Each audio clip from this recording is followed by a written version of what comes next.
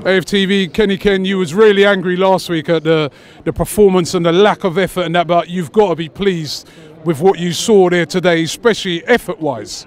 Like I said, Chelsea are a nice team under Sarri this time, and like I said, got small, like I said, good ball players, good technical players, and the way you beat them. Well, let me rephrase it. The blueprint to beat them is high tempo and high pressing. And in the first half, we actually murdered them, destroyed them. Like I said, we should have been 3 or 4 up. We had a couple of chances, like where Aubameyang's missed a couple. Like I said, we had that header, point blank range saved by Kepa.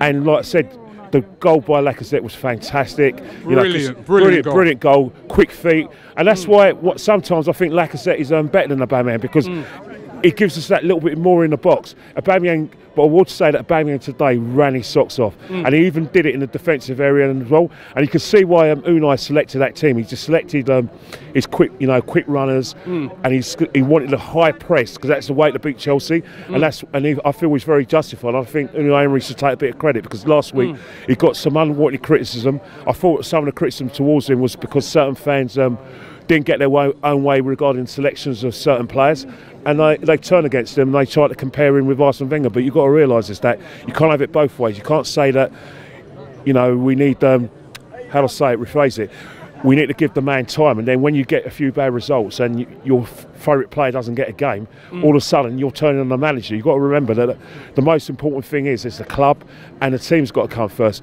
Players are going to play for this man if they knuckle down and obey his instructions. If you don't obey this man's instructions, you won't play. It doesn't matter who you are.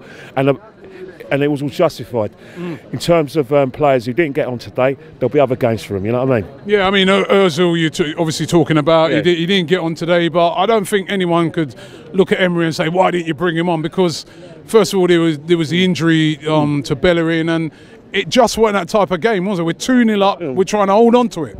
Well, definitely, there'll be other games for Mesut Ozil to play. We've got a massive game against Man United, where, like I said, he'll definitely play next week. And there's other games as well at home where we play against certain opposition where Mesut will play. But in certain games where we're playing away from home, we're going to have to press the opponents all over the place. We're going to need a faster tempo.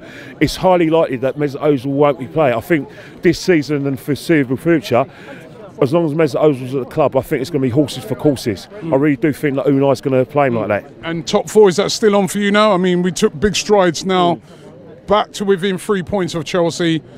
Is that still a possibility to get there through the Premier League this season? Well, you've got to think of the thing is that 22 match and Brighton run, where we had a lot of consecutive wins in the league, has actually helped us mathematically getting to the top 4. We've got to take one game at a time.